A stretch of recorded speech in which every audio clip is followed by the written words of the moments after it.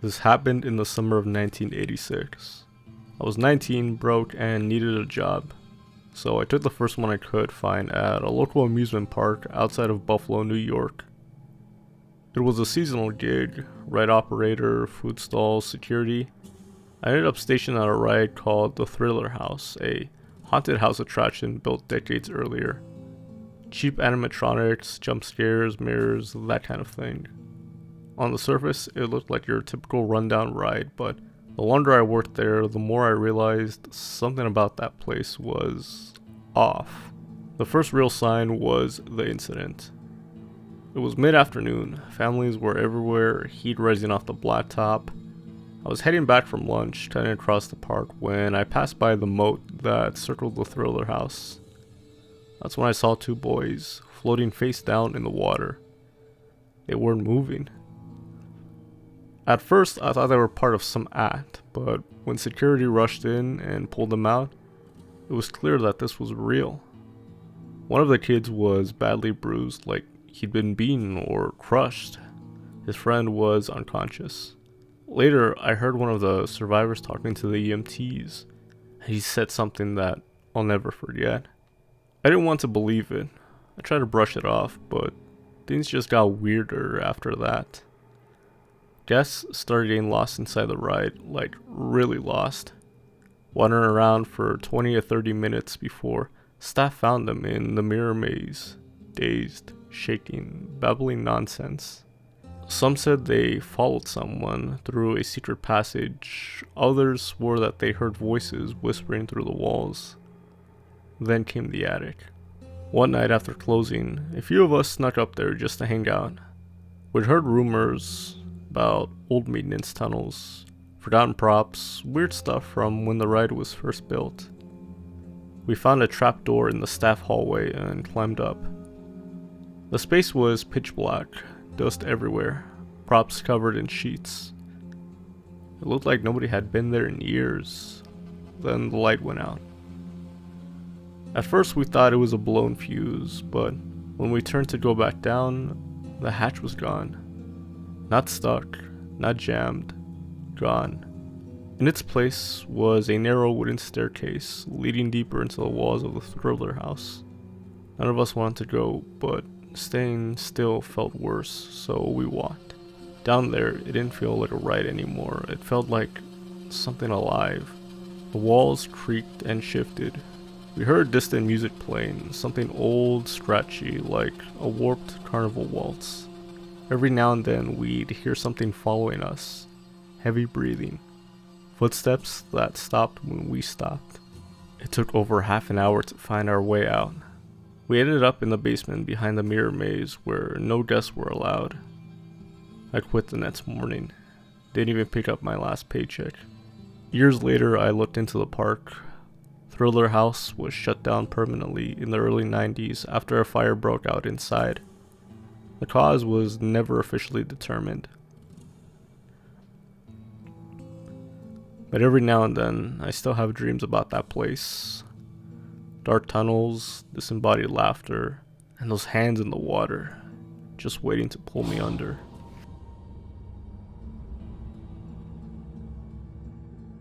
This happened last October, a week before Halloween. My friends and I had tickets for a haunted amusement park event called Friday Night Fright Night. It was held at a mid-sized theme park that transforms at night. Actors in masks, fog machines, spooky lighting, and haunted attractions all around the park. It was the kind of thing I usually love, but something happened that night, something I still can't explain. The weather was cold and damp. There was this thick mist that hung over the entire park, and the fog machines only made it worse. It gave everything a strange, dreamlike feel. Screams echoed through the fog, and everywhere you looked, people in horror makeup were creeping around corners or jumping out at guests. We were near an old part of the park with some out-of-service rides when I got separated from my group. They'd gone ahead to one of the haunted houses, but I lagged behind, stopping to get a snack and take a breather. Near the edge of the park, just past the kiddie section, was a small wooden coaster that had been shut down for years.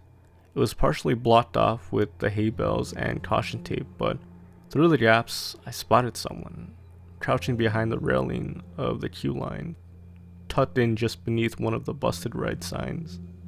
He wasn't moving. At first I thought it was an actor on break. He wore an old hat, some kind of cloak, or a long coat.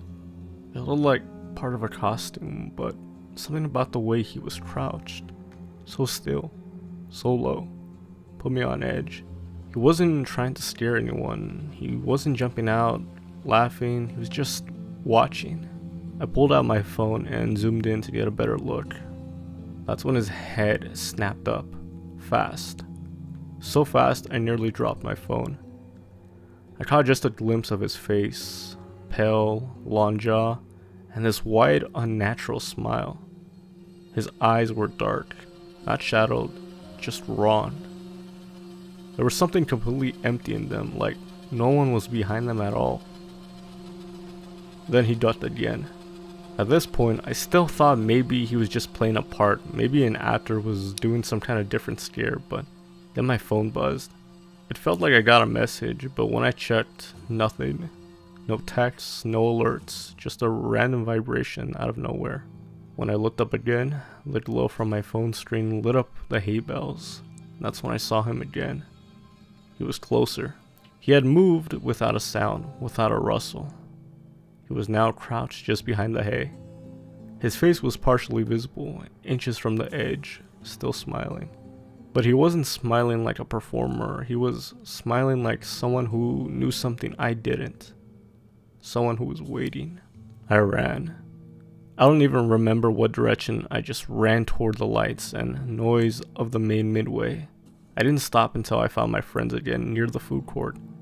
I didn't tell them right away because I didn't even know what to say. They wouldn't have believed me anyway. Later that night, I went into that area just to see if he was still there. He was gone. Not a trace. No actors nearby, no guest. I asked one of the security guards if anyone was stationed near the old coaster, and he said no. No one was supposed to be in that section of the park at all. I even checked the event website afterward. They list every actor role, every zone, every costume. There was no cowboy, no trench coat, no face like that. Whatever I saw wasn't part of the show, and I'm not sure it was supposed to be there at all.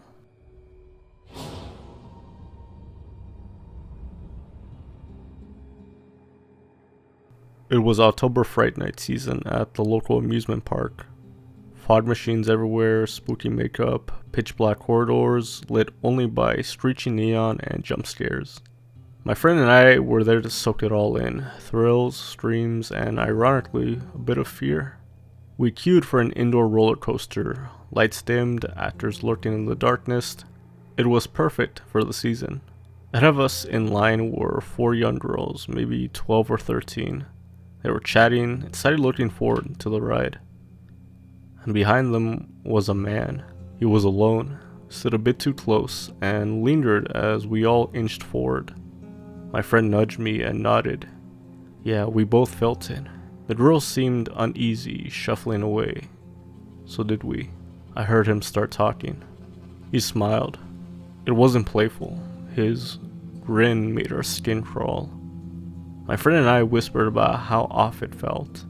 These weren't words a family member would use. When the ride ended, we moved to the exit. The girls chose a cart further ahead, and the guys slipped into the same train behind them. But still too close, lingering. He had to wait for the next train, forever glancing back, scanning. After disembarking, the girls bolted. The man stood still for a moment, then locked eyes with us, and glared.